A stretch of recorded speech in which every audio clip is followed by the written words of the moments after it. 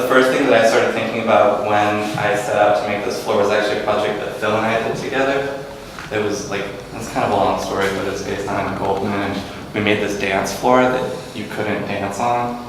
And so I wanted to try to make another dance floor that you could theoretically dance on. But I also wanted one that as you walked on it or danced on it would sort of be like this index of all the visitors that came by, or all the footprints, or all the whatever that people were walking on. And that's really it. I guess picked the parquet pattern because it just seemed like the most basic, ubiquitous, just, it's a floor, it's a dance floor, it's my aunt's wedding in Sonoma, you know, like that kind of thing. But also, I guess, have you guys ever been to a bar mitzvah party? Or like that type of thing where it's just like there's this awkward dance floor and Junior high. yeah, like a junior high thing, but it's like a rec center kind of feel. Like, I don't know, there's something a little familiar and strange about it. I guess that's what I liked about the parquet pattern, is that's what it reminded me of. And then also, I went to this dance performance, and there was this dance that was actually done on a cardboard floor. It was a different floor, but it really made a big impression on me, the way that the dancers made impressions on the floor. So that's pretty much what I was thinking about when I was making this. And then the chair and the rock, it was like going back to like a bar mitzvah type of thing. Have you guys seen in maybe movies or in real life, like at Jewish weddings or bar mitzvahs, when they lift someone up in a chair? You know what I'm talking about? You're like doing the horror and they lift the like bride or groom up. Yes, no? Yes. Yeah. Thanks, Lee. That's what I was thinking about, is sort of this process of lifting someone up and celebrating them. But then there's also this whole practice of you put stones as grave markers, like on top instead of flowers to honor the dead. You put a stone on it. So I was just thinking about that sort of really basic. Sounds cheesy to say balance, but maybe balance between the two of them. And honestly, that's it. There's not a lot more I can say about it that I don't feel like saying. Does anyone have questions? Well, before the chair, you mentioned like Jewish traditions. Are these things that you actually participate in, or is just like what's your connection to? Yeah, that's a good question. So these are like, those are the things that I sort of start out when I'm thinking about the work. I don't think that people come in here and they're like, oh, that looks like Liam's bar mitzvah. But yeah, I was bar mitzvahed. I used to teach Hebrew school actually, to like 13-year-old kids. So I guess that would be my connection, right? Is that I was brought up in this sort of very particular California Jewish culture, where we probably spent more time learning about Emma Goldman than we did about like whatever else. So how do you feel about people knowing these references when they come in here? I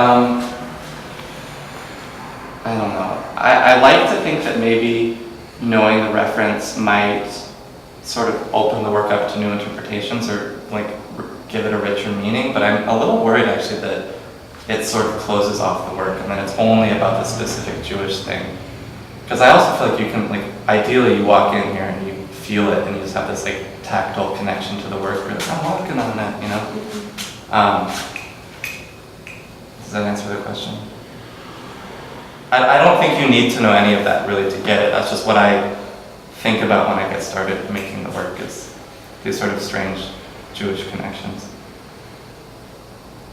Do you feel like people can have a tactile relationship with the chair and the rock? I mean, they sort of have a tactile relationship with each other, but do you invite people to also Like, would I be okay with people touch touching it? that? Yeah. Yeah, I think so.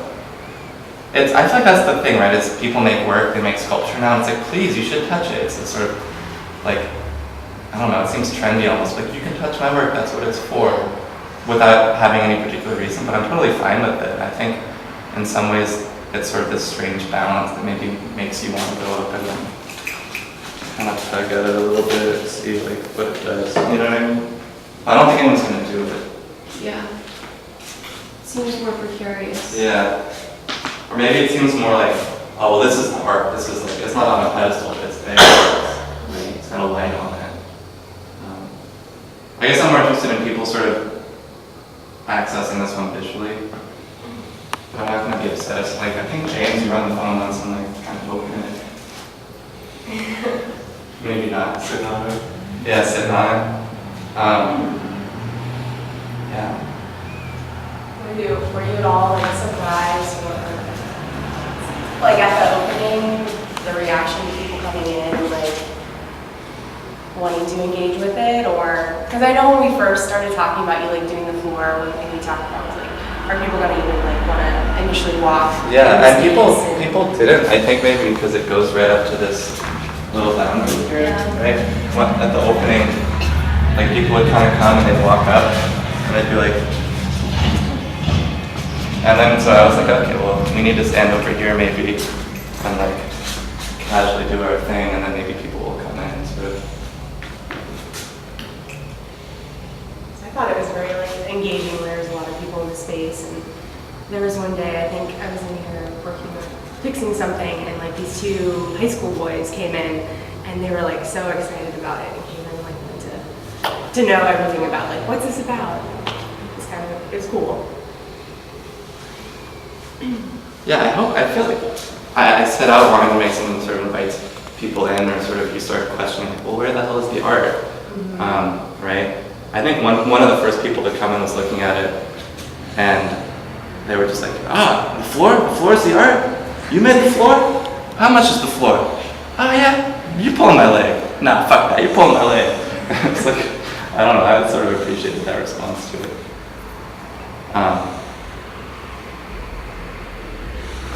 Yeah, it's still for sale, by the way.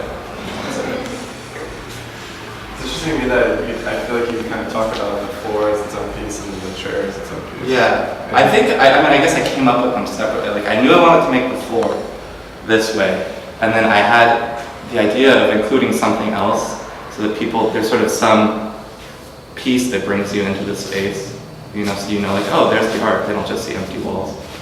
And so it seems like logical to have this chair that's not really touching the floor, so they're not connected, but they're connected.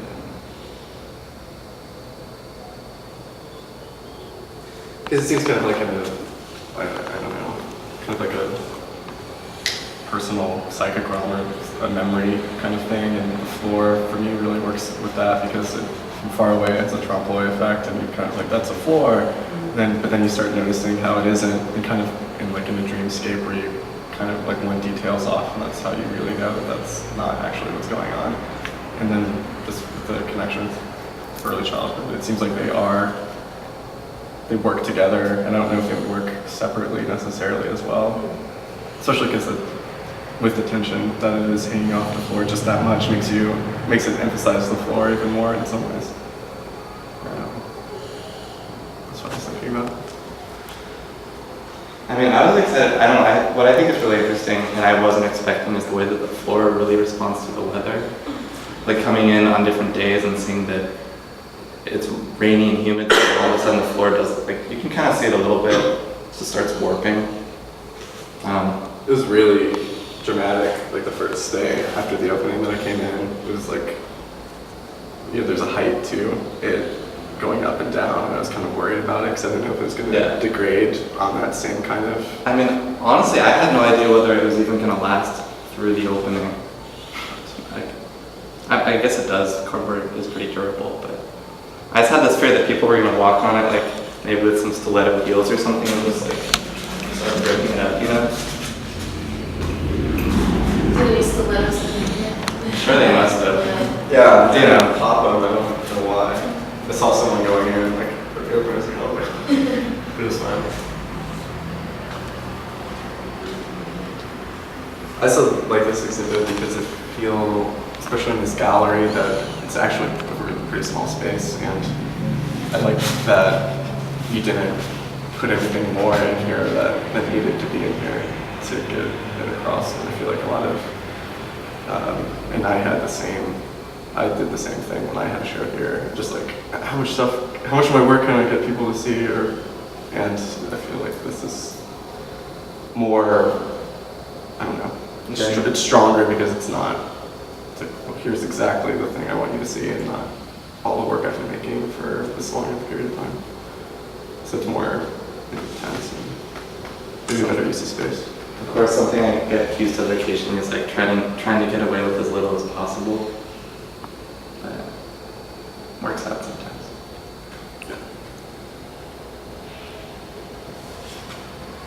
Any other?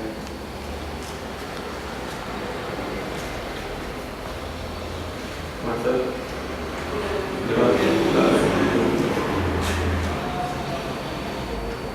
I have a technical question. Yeah. Is parquet this pattern, or is it just the method of putting the wood together? Like, can you have parquet that's like in a different? Yeah, they do herringbone patterns.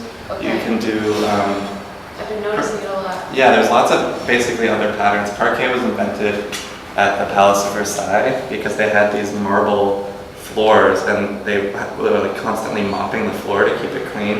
But all the water would soak through the marble and rot out the wooden support, like the joists. Oh, So they invented parquet specifically as something that was easily replaceable and easy to clean. and made And out then of wood? made out of wood. So parquet, so wooden tiles. Yeah. Is parquet made of wooden tiles? Yeah, I think it's supposed to be. It's also about the angles, right? Yeah, there's different angles you can do. There's only a couple angles that you can do in a parquet floor, and that's kind of the limitation. That you can repeat? Yeah. But you know who else uses parquet? The NBA, which I think is pretty funny. Not all of them, but I think like the Lakers do anyways, In Boston. and Boston. Which is I think it's funny. Some of the floors are laid down on top of like hockey rings, like ice rinks, right? For NBA. NBA, so like the floor comes up and it goes down Yeah. because they have multiple uses for the floor surface. And I think, you know, that's like why parquet was invented, is just this modular thing where you can like take out sections of it instead of taking out a whole marble, giant slab of marble, I don't know what you'd call that.